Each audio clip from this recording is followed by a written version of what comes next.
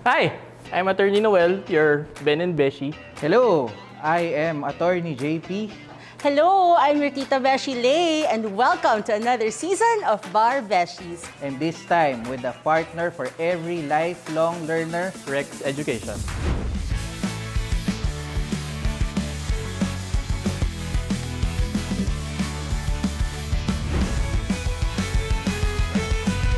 Welcome to Bar Beshies. Ako si JP. This is Lay. At ito naman si Noel. Hello. Musta Dito na tayo. Imagine nyo to. Imagine mo, from Oh. the podcast to this. Sobrang, huli tayo Kaya mo yan, nag-usap January, date na. Secret. Secret. Lagi naman natin kinasabi syempre sa inyo, no, sa aming mga beshies na abang lang kayo, may niluluto kami. Ito na yon. Oo. Tagal namin pinagplanuhan to, matagal kami nag-prepare for this one. At sana talaga matuwa kayo dito sa gagawin namin. Yeah, guys, bago ang lahat, socials muna tayo. As usual, meron tayong Instagram, Barbeshies, pakihanap lang.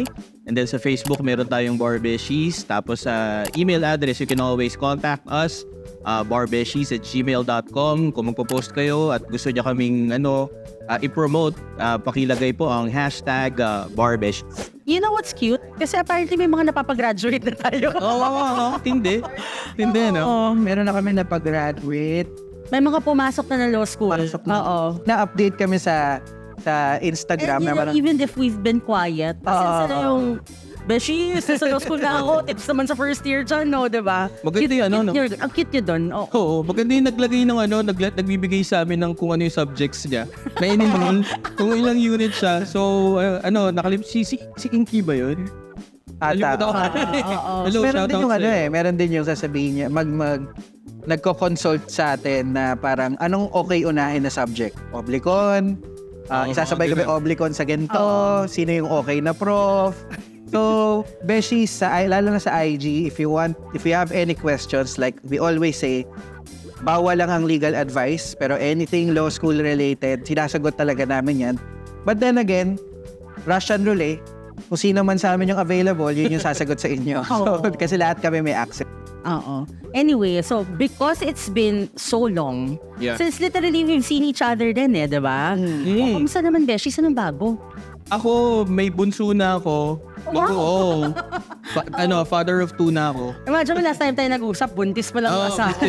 Oo, tapos sabi ko dong episode na yun na baka paglabas itong episode na to, may anak na ako. Ayun na nga. Several months old na So, siya. kamusta naman ang feeling ng girl dad of Girl two? dad, the second time around. Nakakatawa siya kasi suddenly, nababaligiran ako ng babae. Kasi buong buhay ko, di ba, 5 boys. Papalagiran ka rin naman ng babae dati. No joke lang. Nagbabago ito. Tagal siya nag-aksyon. Pare, ba't ganun? Wala naman nabago. Hindi siya nangyari, Hindi siya nangyari pa. Parang ganun. Panay lalaki. Lalaki lang. Tuloy mo. So yun, now I'm surrounded by women and binibigyan kanya ng palagang sobrang ibang perspective in life. Kasi hindi naman sa hindi ka maalaga sa kabilang biological sex or sa opposite gender. Pero iba yung alaga ngayon and yung mindset na binibigay sa iyo ng pagkakaroon ng dalawang anak na babae. They are so precious. I'm not saying that boys are not, pero mas madali silang masira Grabe. Oo nga. By experience kasi very adventurous ang mga lalaki di ba? Na tumatalon kung saan, ganyan. So, like me, marami ako injuries nung bata ako. So, madaling masira. Pero but still, siguro mas maingat ako ngayon. Mas maingat ka kasi nga girls ang meron ka. Sobrang fast forward lane na ganun. Siguro pwede silang mag-boyfriend kung alam na nila yung konsepto ng kung ano yun. Ganun mo sila sa akin na, 34. 34 years old. Hindi pa rin naman mapipigilan pagka sinabi mong bawal ka mag-boyfriend. Totoo naman. Diba? Lalo nilang, bakit bawal? Totoo naman. So ngayon, kailangan nilang maybe alamin or whatever. Oh, ikaw, JP. Ito, may dalawa na. Ikaw, nakabuo ka na ba? Ay, napakatito naman. Ano na pwede yung mga ganyan mga tanong ngayon? Oh, syempre, oh. Hindi, ako busy lang sa paghahanap ng pera. Kasi hirap ng buhay na yun. Yung mahal na, di ba? Yeah. Mahal nung gas, mahal nung bilihin, mahal nung O, sinong tito ngayon? No. Talking about adulting. pagmamahal. I'm busy with adulting. Alam niyo naman, pag mga abogado, di ba? Kala nyo lang normal yung buhay. Pero ano rin tayo on the go din tayo no? Parang lahat ng may kailangan, tutulungan. Lahat ng pwedeng pagkakitaan. Oh, tulad nito. About delay. Well, Update natin. feeling ko ako pinaka-boring sa inyo kasi literally, nagtrabaho lang ako the entire time. Like, Pero galing kang received- India. O, totoo naman, galing ka kang India. Tapos, Boring yan. tinry ko i-achieve yung Ashoka, ang hirap. So, hindi ko siya na-achieve. Next, tinry ko, mag-jai-ho na lang kaya ako dito, tapos di ko rin kaya, nakakahiya. So, yun. So, galing po India. I went for a work thing for school kasi yun din namin received an award in India. So ayun po ako. Ako po ay isang Girl Friday in India pero nakatravel ako ng libre. So syempre go tayo sa mga ganon, diba? So bilang ako ngayon po yung walang pamilya at anak at asawa dito, pati syempre let's live the life, diba? Congrats nga po lang. Congrats. Congrats. Congrats. Tinsol Mawis. O yan, so ngayon, nakumusta ko na kayo? O ngayon, paano tayo nakarating dito at bigla tayo may paset, may pailaw, ganyan? So yun lang. Oh, Pag napapansin nyo, Beshies, over the past few days, lagi kami nagpo-post. So may mga clues kami na binibigay. Tapos wala namang makahula. Ang dali-dali ng clue may T-Rex. Oh, Rex! Rex. So, that's true. meron kaming bagong lifelong learning partner. Yeah. Galing mo doon, Dash. Yes, good job. Kasi dati yung sinabi ko lifelong partner. Ang nadalit ang aking asawa. Yung Rex. So then, at for this whole season, Beshies, for the next 10 episodes, kasama namin syempre ang aming lifelong learning partner, Rex Education. Yan, Rex Education. Thank you, Rex. Thank you for this opportunity. We're so excited for this season, diba? O saka it happened organically. Meaning, bigla na lang kaming, apparently, may nakikinig pala sa amin na taga dito sa Rex, no? At natuwa sila sa atin. Yes. And yun, we started the conversations. We were supposed to actually restart the season early this year. May mga records na kami, pero hinold off na lang namin in preparation for this to give you more content din, di ba? Better content.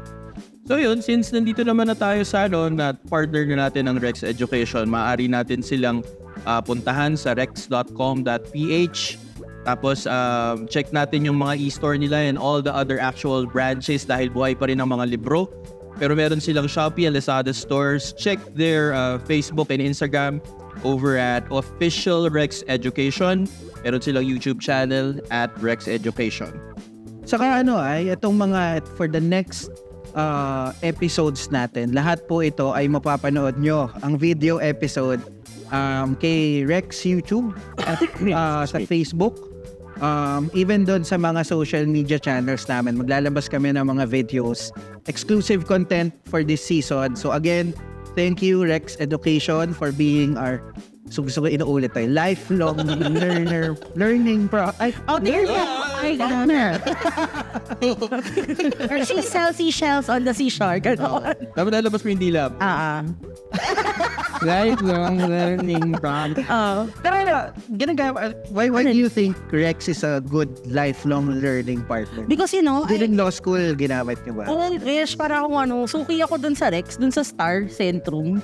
Oo, O sa sa may- sa may- Bulkia. sa may Oo. Bulkia. Kaya gusto ko lang sabihin, kulang lagi ng L, yung engraving na So, nananawagan po ako, dagdagan niyo po yung L. Kasi ang nasusulat ko lang po sa books ko, lay. Ako, paborito ko talaga yung mga caudal ng Rex. I mean, very classic siya. Yeah. Yung pagdala mo siya, pagkakamalan kang magbabasa ng Biblia sa bus. Dahil yun pero gustong-gusto ko yung papel. Yeah, that's true. Yung papel Actually, nung sobrang geeky nito Pati yung stitching. Kasi hindi siya madali na natatanggal. Oh. Tapos, yung mga caudal ko nga, if I remember, yung caudal na binili ko in my first year. Yun pa rin yung mga caudal ko ngayon. Oh my God. So kung mga nag-update na sila, sorry, wala na ako alam. Ito, as a random kwento lang. So, di ba, yung caudal ko nga ng civil code, yun pa rin yung gamit ko ngayon in class. So, bit-bit ko na siya, luray-luray na talaga siya. Luray-luray, hindi yung pages, luray-luray na yung black. Di ba, black dati yung civil code, di ba? Pati yung plastic cover, luray-luray na siya. Tapos, alam mo, pag nagsisermon ako sa klase ko, guys, mag-caudal kasi kayo. Tapos, ginaganon ko. So, nakikita niyo ba to? Isang dekada na to. Gamitin niyo. Ganon. So, Beshies, dito sa season na to, we will be featuring yung mga Rex partners, yung mga authors natin with their books dito sa Rex. Feature din namin some of their products, so abangan nyo sa ibang episodes. And abangan nyo, magbibigay kami ng announcement. Mamimigay kami ng mga Rex products doon sa mga deserving, no? So abangan nyo. We will post our announcements in our social media websites. And again, thank you Rex Education for this opportunity to work with the Bar Beshies. Yes. So, what do we have in store for this first episode with Rex? Dito, ito ata pinalano talaga natin, no? Na sabi natin when we had our discussion with Rex, gusto natin, we want to restart with a bang. Of course. So, sino yung pinaka-rockstar yung author? Sino yung, kumbaga, yung mas starstruck kami? Yung talagang inaabangan ng mga students, no? At ang binigay nila sa atin ng ating guest ay apparently siya Aga Mulak? Aga Mulak ng no? Ang tanggol, Rex. Ang pandal. He has established himself as a legal practitioner, professor, and prolific writer. Very requested during bar lecture. Yes. Personally, ay gusto kong magpasalamat dito kasi mahina ako sa subject na nile-lecture niya. So talagang umasa ako sa last minute notes niya. At hindi yun ako natawid ng bar kasi bagsak pa yun ako. Pero at least may confidence ako pumayas. Gano'n siya ka-sought after before coming here, may lecture siya kanina. Oo. Ngayon, ganun. So, let us all welcome Beshies, si Judge Marlo Campanilla. Yes! Welcome. Salamat sa pagpapauna. Grabe yung rockstar, parang ngayon ko lang na aking dad yun. Ano mo naramdaman niyo doon sa Aga Mulak? Wala siyang objection. Sa rockstar meron. Actually, may nag-start yun, hindi ko na maalala. Parang sinakyan ko na lang. Judge, bayad po ba kayong i-update? Gawin nating Coco Martin. Kung mas gusto niyo ba Aga Mulak? Si Coco Martin, kliyente ng kapatid ko yon, and because of that, doon sa Batang Quiapo, yung chairman doon, kapatid ko yun. Abogado, race lawyer. At saka, successful lawyer yun, ha? Totoo mo? Grabe grabe yung kita niya as a practitioner. Tapos bigla siyang Nag-tris lang siya kasi nga... Showbiz. Kaso ano yan, kasi kalahati lang dugo ko is Ilocano, papa ko Ilocano. Medyo Ilocano ang... Mother side kami, yung mga kaminsan, yung apat kami magkakapatid. Yung tatlong magkakapatid, medyo mother side. Yung pangalan namin, yung chairman ng Batang Quiapo, medyo Ilocano. So, Judge, dito na tayo. Kwento ka ng family background mo, ano? Para dun sa mga... Kasi kami, first time namin kayong na-meet person. Hindi namin kayo naging nakasalamuha during our law school journey. Can you tell us about your journey sa law school at yung ano ba nag-inspire sa inyo para maging abogado? Yung nag-inspire... Dalawa lang yung dito muna tayo mag-start tayo kung ano nag-inspire sa akin. Dalawa lang kasi dati wala naman akong ginawa kundi iminom araw-araw kami. Araw-araw tambay ako eh. Technically tambay, nakaubad, nasa labas kami. Hanggang madaling araw, wala kaming ginawa kundi mag-inuman. Kaso yung kapatid kong babae nagdodoktor, yung dalawang kapatid ko naglulo. Sabi ko, baka maging driver ako nito. Nakakama naman ako sa sarili ko. Kasi wala talaga yung sa academics talagang talaga ng mga okay na sa akin na maka 75 ako, gano'n. Pero ang isa pang nag-motivate sa akin, pag sumasakay ako na jeep, nakikita ko yung mga law student. Opo. Grabe yung mga, hindi nila nilalagay sa bag eh. Doon sinasadya siguro nila. Actually, opo. Nagtitayo nila. Aba, ay, sabi ko parang sarap pala maging law student. Kasi pag nasa jeep ka, magtitingin na sa'yo yung mga tao. Parang bilib na ganito. Oo. Opo. Hindi nila alam na talagang takot ka na ako. Malapit na akong ma-kick out.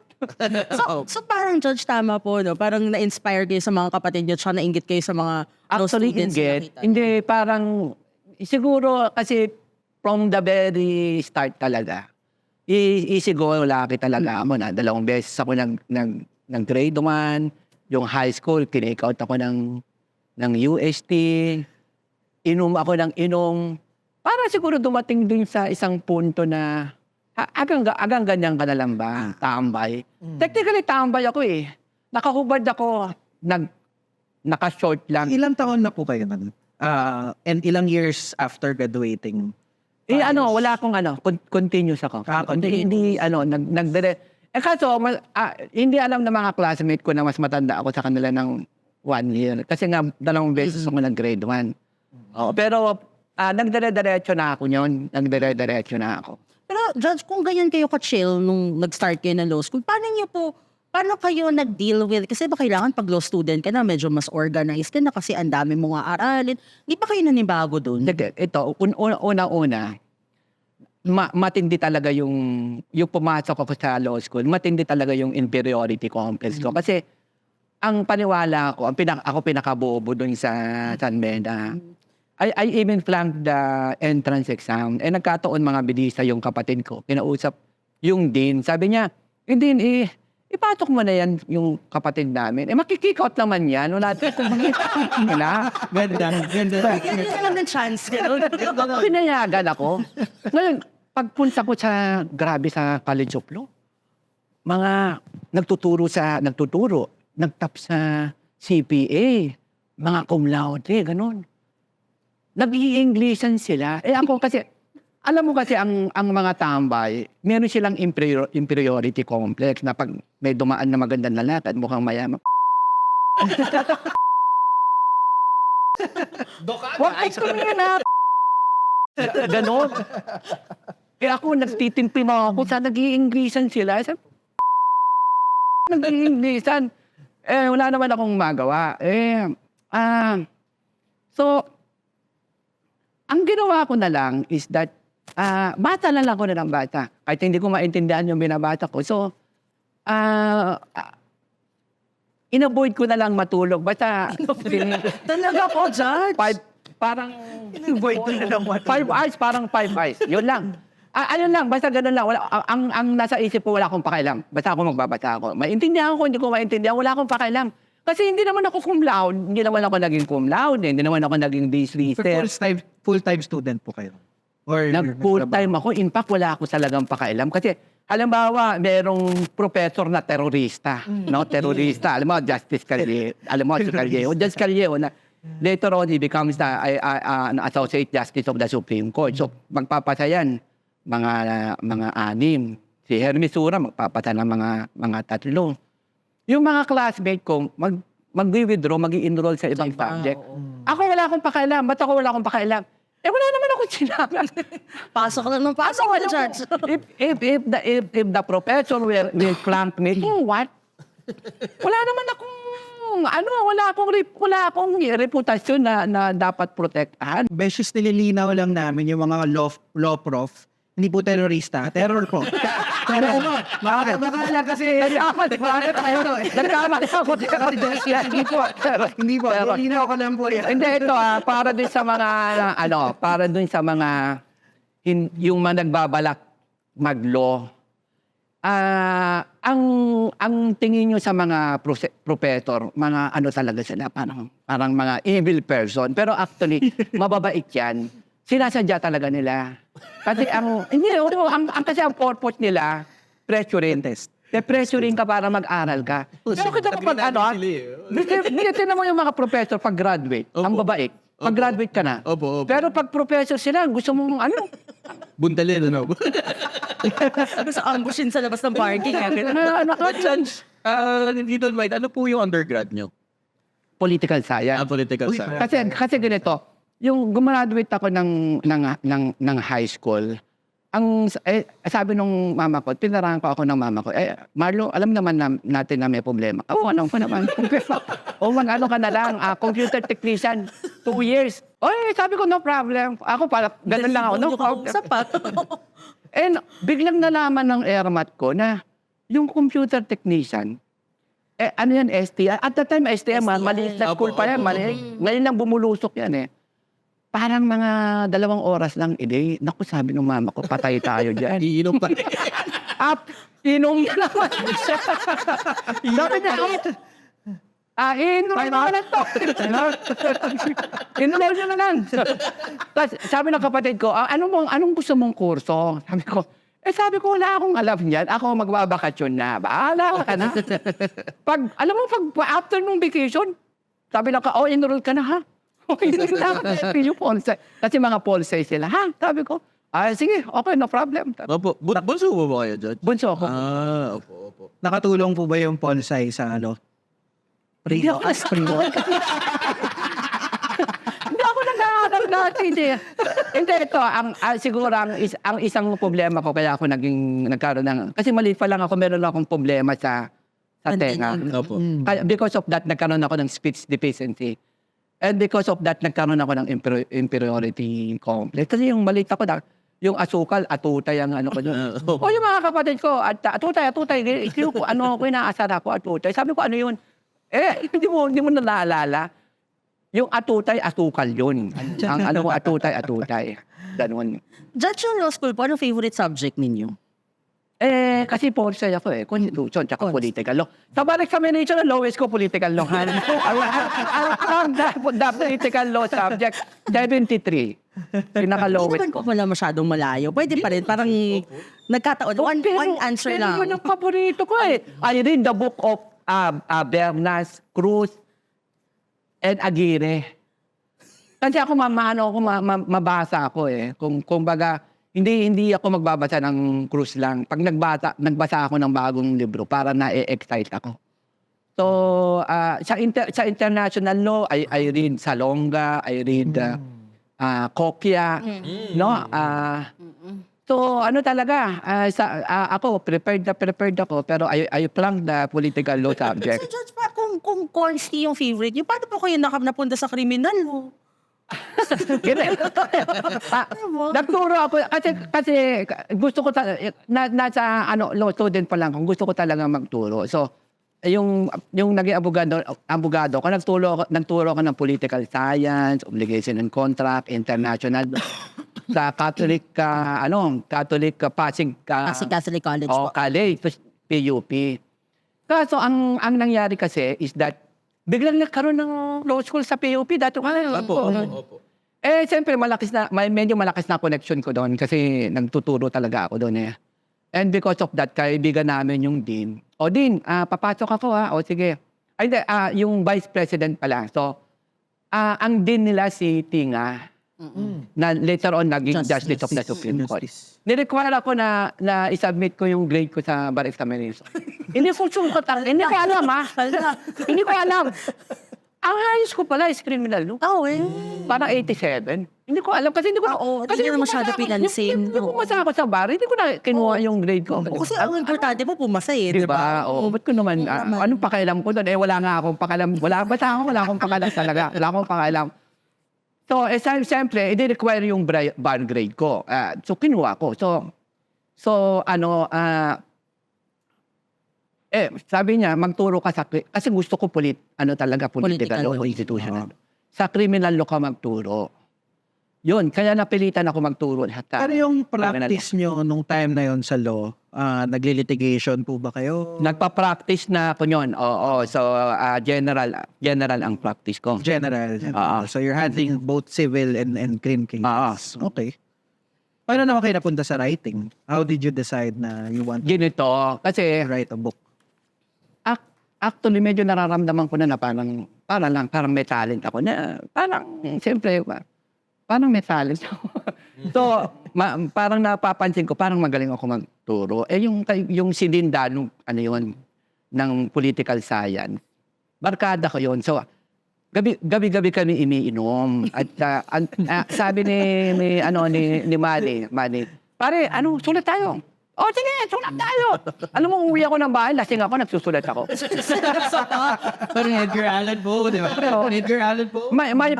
My first book is Politics, Governance with Philippine Constitution. No? Yun ang unang libro ko. Kasi at that time na nagsusulat ako, parang nagugulat ako. Sabi, ako ba to? Yun, tama. Galing ko Tama na. Hindi, totoo yan. Nagkukulat ako ba? Sabi ko, ako ba to? Ba't parang paniwala ko na parang marunong ako magsulat nagulat din ako actually. Kasi hindi ko expect na kaya ko pala magsulat.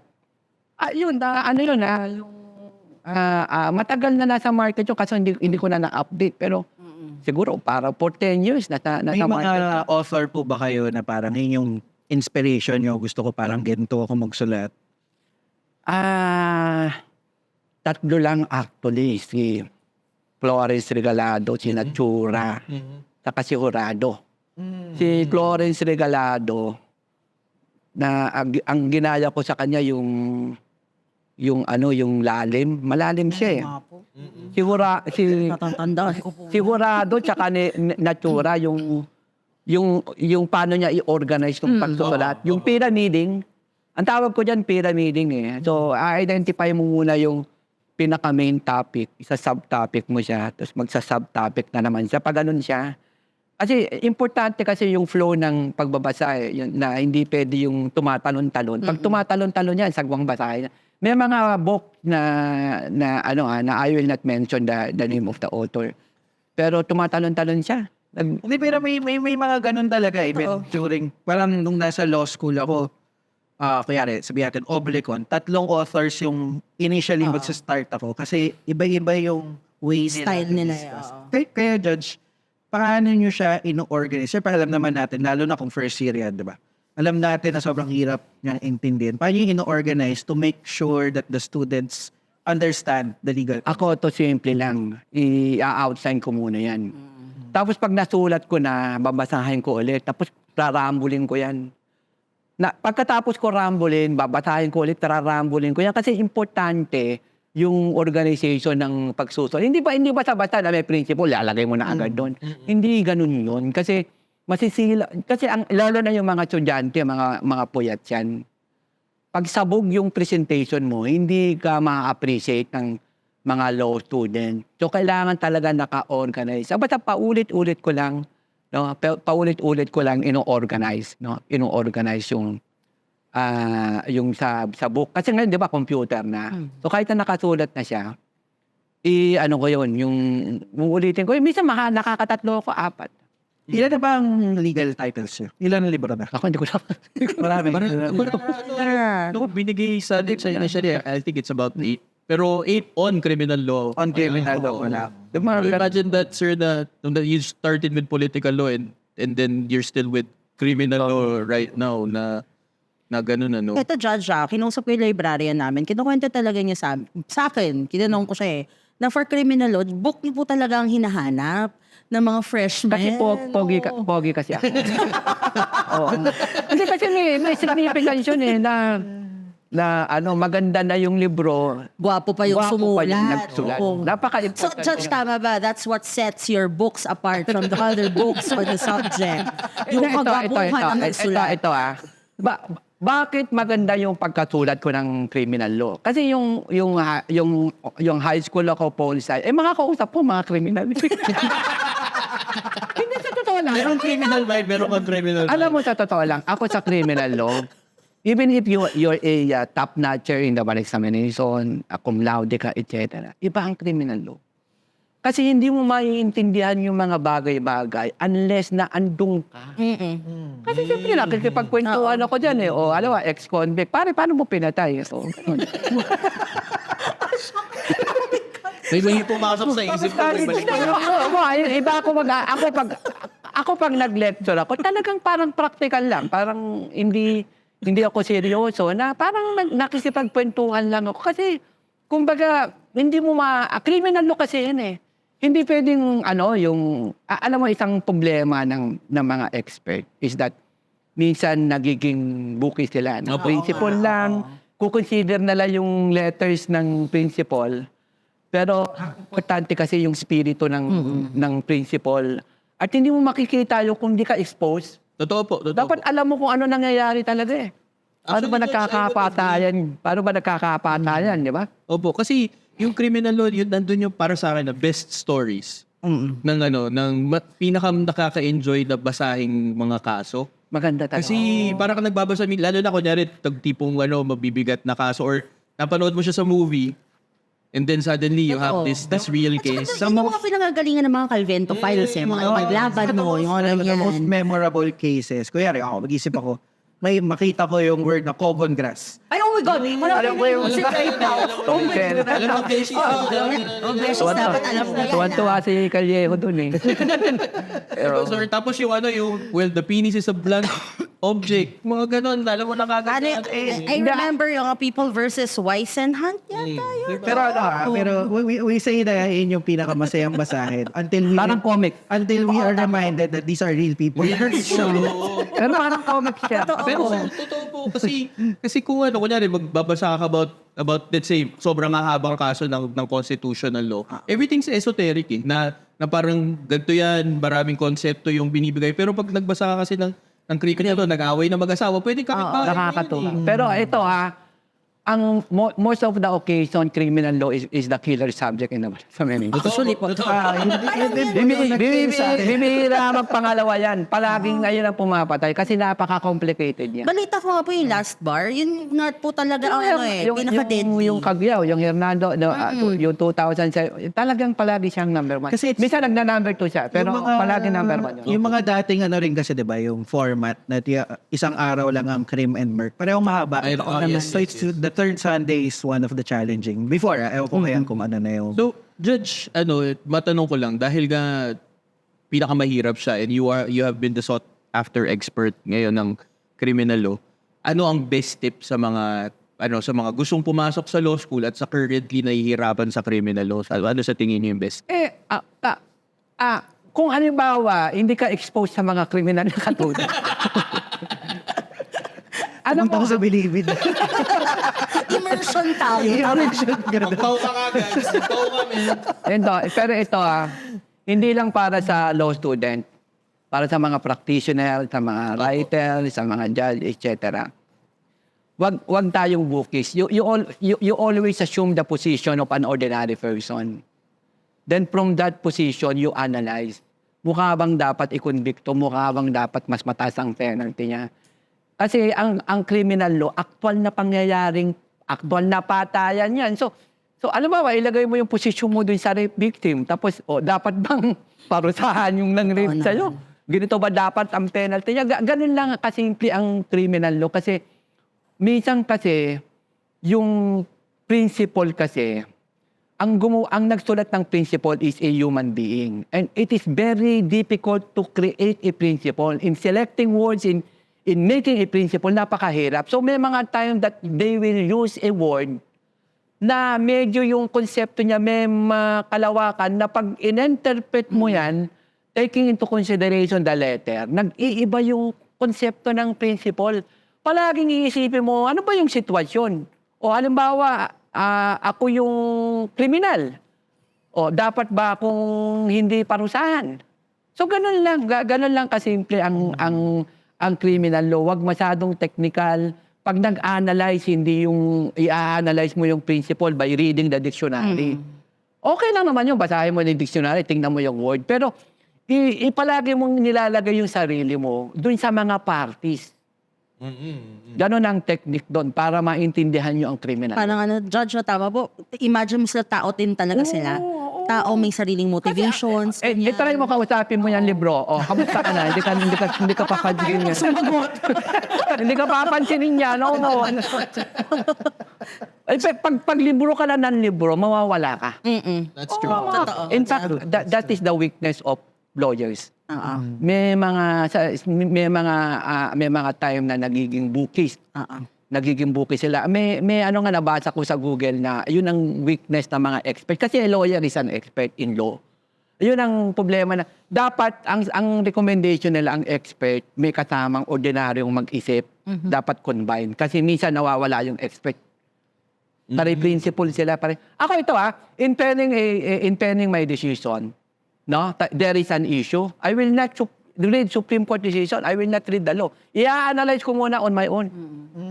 Kasi kailangan nyo pong i-weigh yung facts muna na dahil tao sila yun.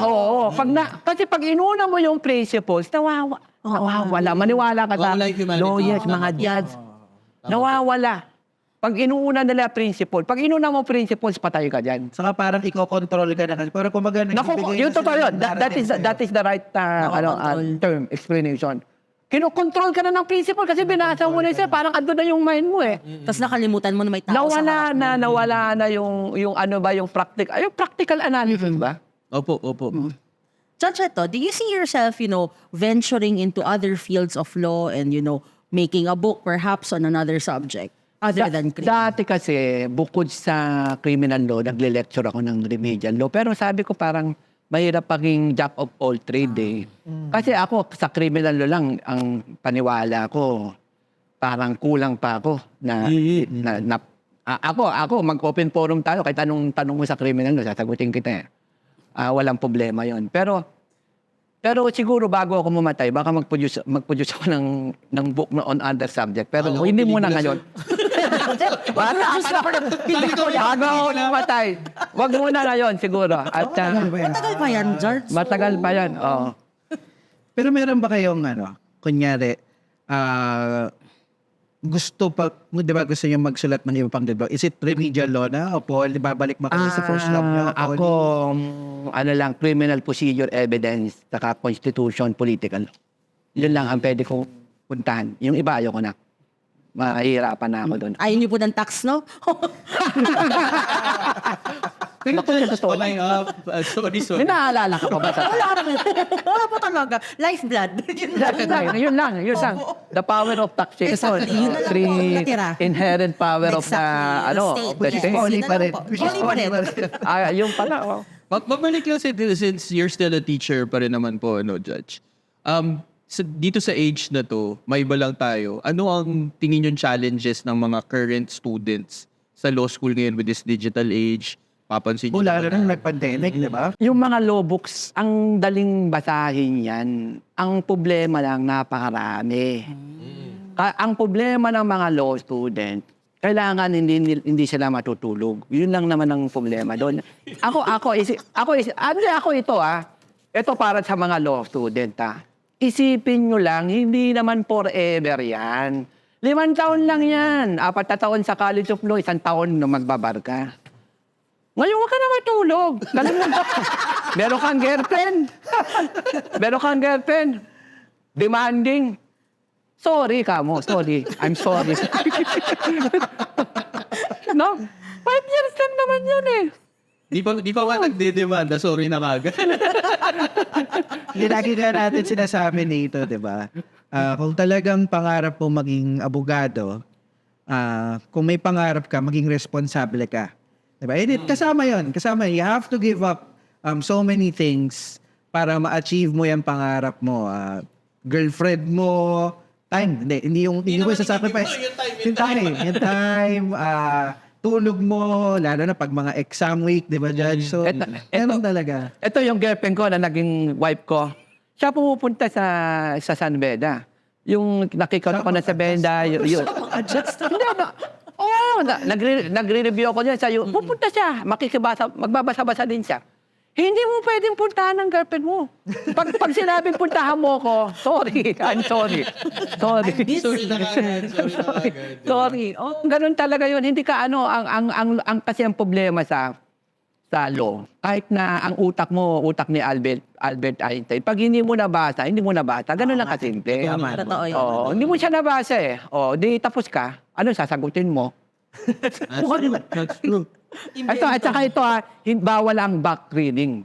Ako naalala yung sinabi sa akin nung mga kapatid ko na kahit na may sakit ako, hindi ako papasok, may sakit ako, pero magbabasa ako. Pag walang kuryente, maghahanap ako ng barangay na may kuryente. Doon sa may electric post, nagbabasa ako para ako abnormal. Bawal ang back reading. Pero kasi, well, lalo na siguro sa mga students ngayon, wala na kayong rason para hindi magbasa eh. Kung wala ka ng kuryente, may iPad ka, nandun sa yung... Do you support that? Do you support yung, di ba, classic tayo, mga textbook. Ngayon, nasa PDF file na siya. Yun, yun na yung trending eh. Kasi lahat ng bata talaga is using the technology. Technology na. Oo, may mga artificial intelligence sa Google. Pag tinype mo yung blameless ignorance doctrine sa Google, lalabas. Pati lalabas na. Kung anong nilagay mo doon, lagay mo adultery, lalabas na doon. Pati penalty, kumpleto na yan. So, high time. Pero may mga iba kasi na sumasakit ang mata nila Sa bad, opo. Oo. At saka ang problema kasi yung pag halimbawa mag-aaral ka through yung computer, sabog kasi yan eh. Yung hindi katulad yung book naka-organize na siya, na treachery, so naka-organize. Doon hindi ikaw magdidikta ng babasahin mo, magdidikta sa iyo yung Google. Yung Lopin. Iba pa rin yung book. Libro na nasusulatan. Hina-highlight. Highlight mo. Kasi hindi yung gagamitin pag first year student ka, yung ginamit mong first year book, hindi yung gagamitin mo sa review mo. Babalikan mo rin siya. Babalikan mo para pagdating mo dun sa criminal law reviewer ni Judge Marlo, wala, alam mo na.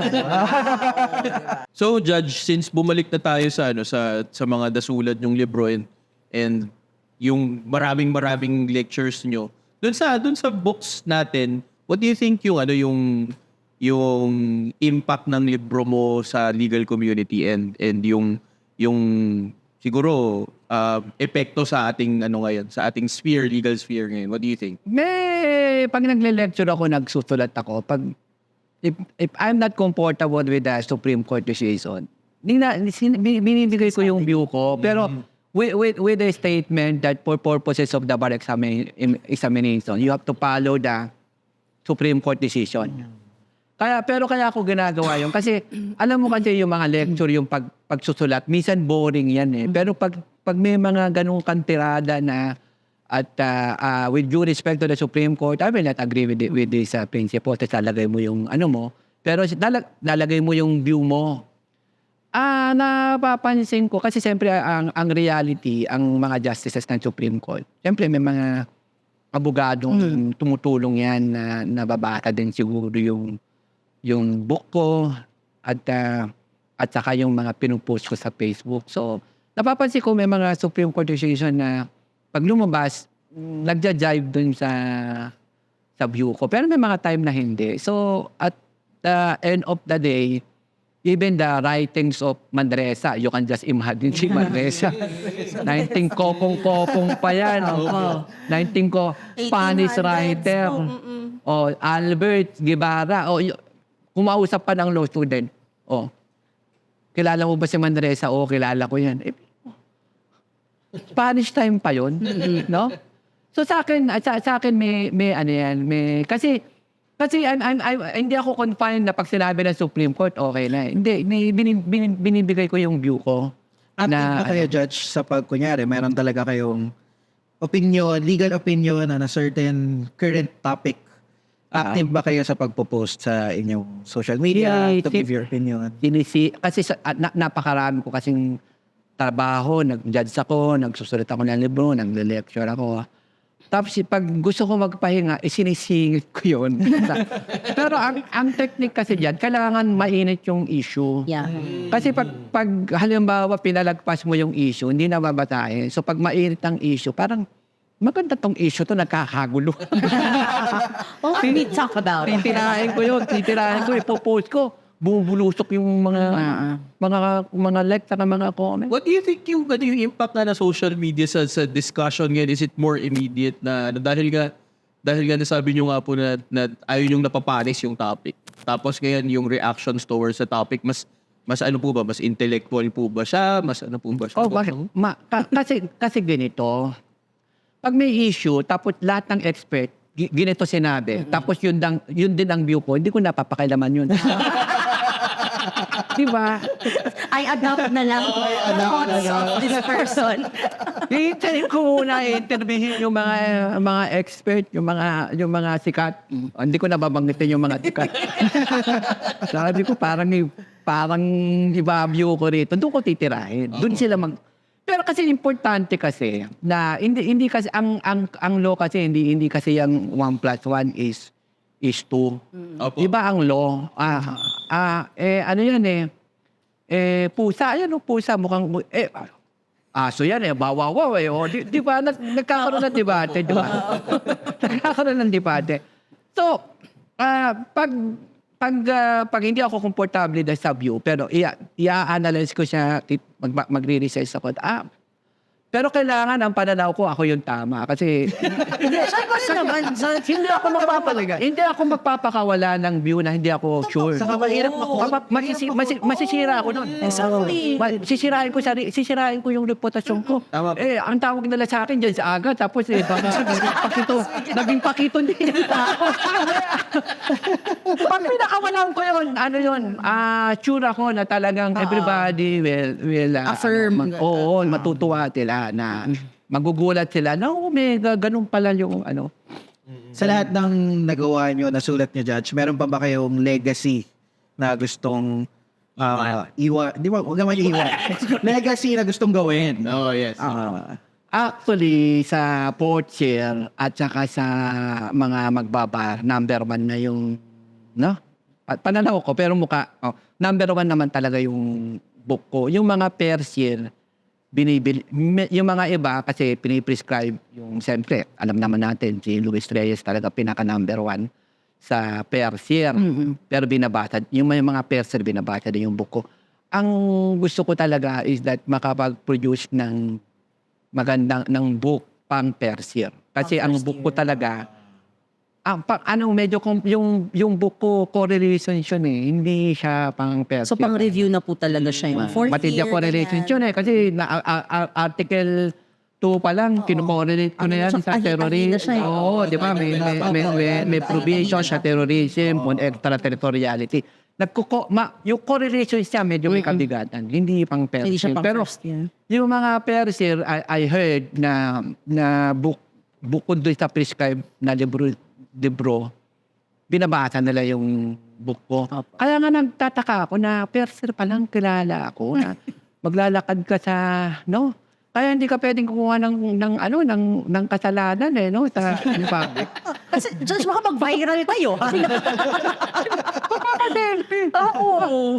May time na sa restaurant ako, may nakita akong medyo magandang, siyempre pag maganda, napatingin ka na, bigla akong nahiya. Bigla ba naman siyang lumapit sa akin, Judge, baka pwede magpa-selfie. Ganun po yata talaga pag rockstar.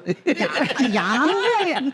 Hindi ako up to now na hindi nagugulat din ako kasi Ganun talaga problema natin mga pogi. Hirap talaga bigla ka tambay lang tayo. Pang-selfie ka sa akin, hindi mo pa ako kilala. Tambay lang ako, wala akong damit na. Eto, Judge, what's the best feedback that you heard about your books or yourself as a lecturer? Kasi ang criminal law is napaka-complicated. Yung 3 p.m., yung PM gawin mong AM, meron ng relevance sa criminal law. Tama po. Iba na yan. So, ang sinasabi nila is that naiintindihan nila ang criminal law because of my book. Kasi talaga mahirap talaga ang criminal law sa dodorang. Napaka-complicated niya. Opo. Dito naman, sir, sa gusto niyo mga gawing libro, pipiliin pa rin natin ang Rex dito sa... Oo naman. Paano po ba naging part? Paano po ba natin? Eto, manunong pa ako. Rex na ako. Paano po ba napunta ang partnership nyo with Rex sa ating pagsusulat? Hindi kasi yung law student ka naman. Alam naman natin Yes, sir. na pag law Diba, book, Judge? talaga. Pero ito, I have to be frank. As a writer, nag-try ako minsan pero I will not mention that. Hindi, tinanay ko lang. Pero na ano ko talaga, iba talaga ang Rex. Kasi I will give you one example sa ano, halimbawa sa Marawi. Opo. O, tanungin nyo, sino nakakapagbenta ng lobok doon? Wide reach. No? Kasi may mga agent ang Rex. At saka since na Rex ang sa akin paniwala ko Rex talaga number 1. So maingat sila doon sa mga pinapublish nilang book. So hindi basta-basta na nagsulat ka ng libro, the Rex will immediately publish the book. So kaya nagkakaroon ng tinatawag na quality control. Oo, yun. Ganda.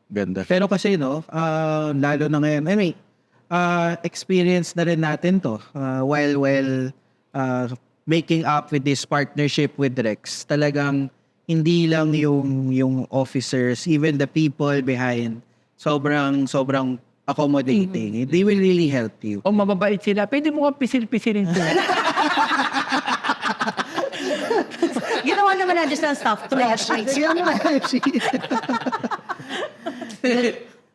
So, besides sa wide reach, talagang kaya nga ang ano nila, I think tinanong ko talaga sa kanila, bakit siya lifelong learning partner.